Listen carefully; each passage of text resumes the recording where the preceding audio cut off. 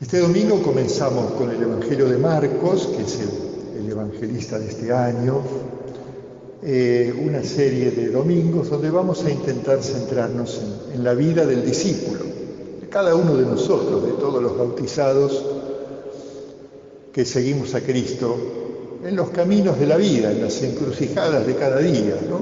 Porque si leemos la palabra el domingo y la meditamos, si participamos del altar del Señor, es para recibir el pan del peregrino, o sea, aquello que nos permite mantenernos en el seguimiento de Jesús, en el amor a Dios y al prójimo, ¿no? En las circunstancias que nos encontramos cuando emprendemos la vida según los caminos que cada uno va haciendo su discernimiento en las distintas etapas de la vida, proyectando solo o acompañado distintas tareas, servicios, o también cuando hay que simplemente barajar las encrucijadas que nos vienen y que no queda más remedio que asumirlas, entonces también ellas tomarlas con el espíritu cristiano, ¿no?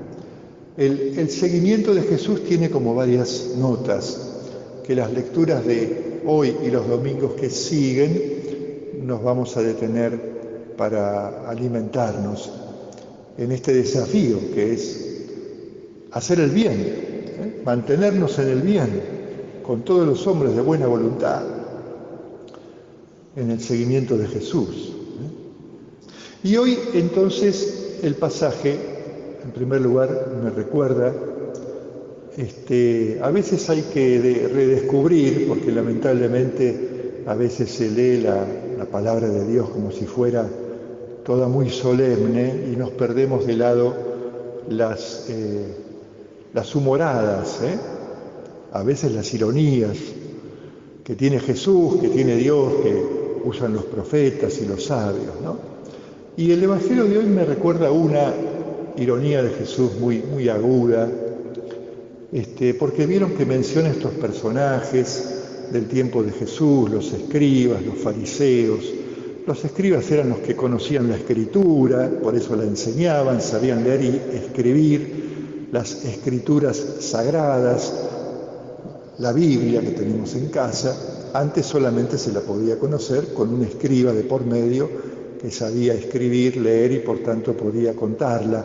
Y los fariseos eran aquellos que, además de conocer la escritura, tenían discípulos y además de enseñar su modo de leer la Biblia, se caracterizaban por dar a los discípulos voluntarios, se caracterizaban por imponerles una cantidad de normas extras a las que no están en la palabra de Dios, y algunos se competían con otros, esto es muy interesante, competían con otros para ver quién daba más normas para cumplir en la semana. Algunos hasta tenían más de 100 normativas semanales que los discípulos seguían. Es lo que se llamaba el yugo. El yugo era el conjunto de normas que daban a sus discípulos, algunos de estos fariseos, y que cuanto más pesado era el yugo, más perfectos se sentían. Y Jesús, muy irónicamente, dijo una vez, ustedes carguen mi yugo, que es liviano, como diciendo, cargar yugos pesados no es el camino auténtico de un discípulo, de alguien que busca a Dios. No se trata de hacer cosas extraordinarias en ese sentido,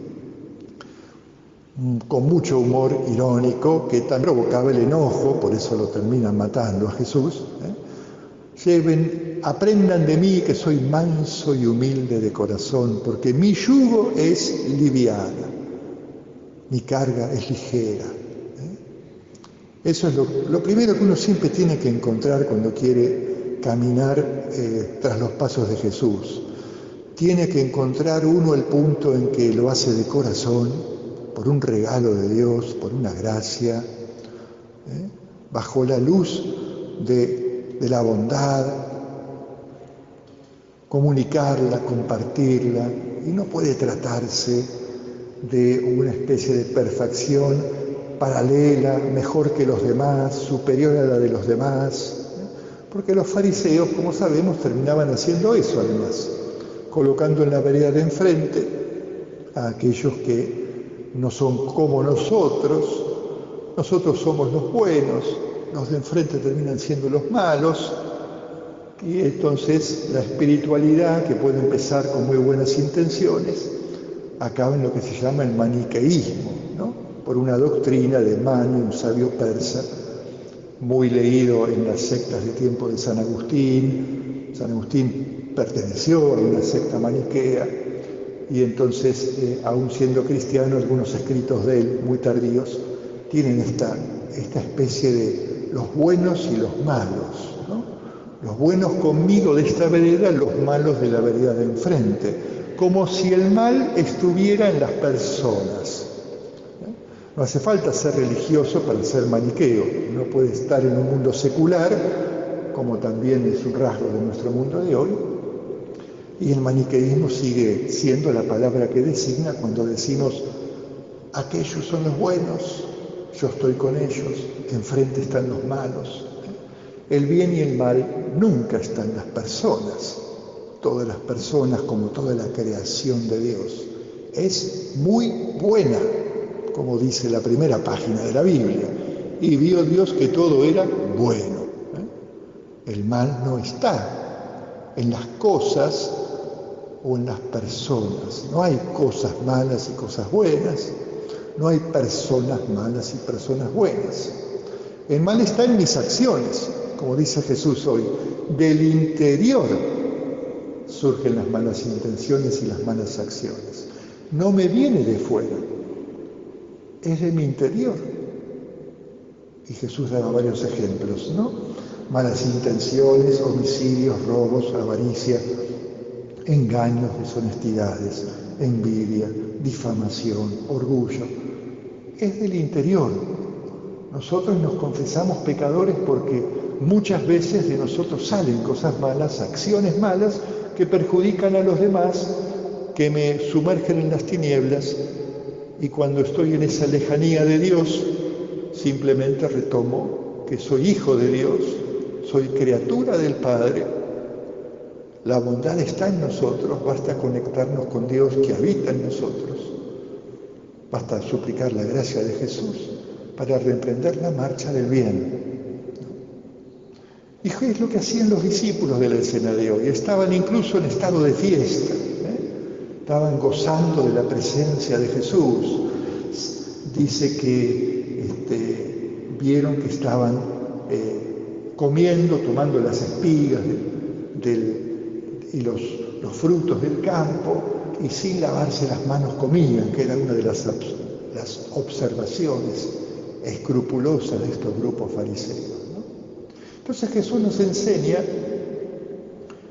que hay que cuidarnos del fariseísmo. Casi podríamos decirnos que no hay ningún cristiano ni hombre de buena voluntad que de golpe desea emprender el camino de Jesús y no tiene un periodo fariseo. Todos nosotros, casi todos, con seguridad, ¿no? Porque cuando uno quiere, pone la fuerza de voluntad y fácilmente la confundimos con el voluntarismo, con el esfuerzo personal, el mérito, no la gracia de Dios, sino mi voluntad meritoria, y ahí se nos confunde, y entonces Dios pasa a ser una simple ayuda a mi fuerza de voluntad, que a veces flaqueo, pero mi perfección es una obra mía. Hasta el punto de por ahí, ¿se acuerdan la otra parábola de Jesús? Que mientras el pecador público, un publicano al fondo del templo, no se animaba a levantar la vista para rezar, y adelante el fariseo rezaba, dice la parábola de Jesús: te doy gracias, Señor, porque no soy como aquel publicano, porque hago esto y esto, todas. Presentarse delante de Dios con una especie de currículum, ¿no? Así son los absurdos de las falsas espiritualidades. Y hay que reírse cuando uno se descubre por ese rumbo, reírse de uno mismo, de la condición humana, para retomar enseguida el camino de Jesús, que es de la gracia, ¿no? Del don, de la gratuidad. Los discípulos, en compañía de Jesús, festejaban, comiendo de los frutos, experimentar la gracia de Dios.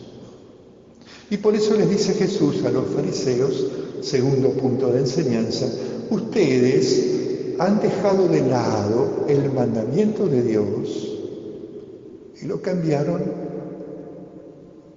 por las tradiciones humanas, que no vienen de Dios, son humanas, como es el listado del yugo de los fariseos, son humanas. Se filtran con la Biblia para que parezcan santas, pero no son las que están en la Biblia, ¿no? La simplicidad, la gracia, la fiesta comunitaria porque Dios está con nosotros, es lo que nos fortalece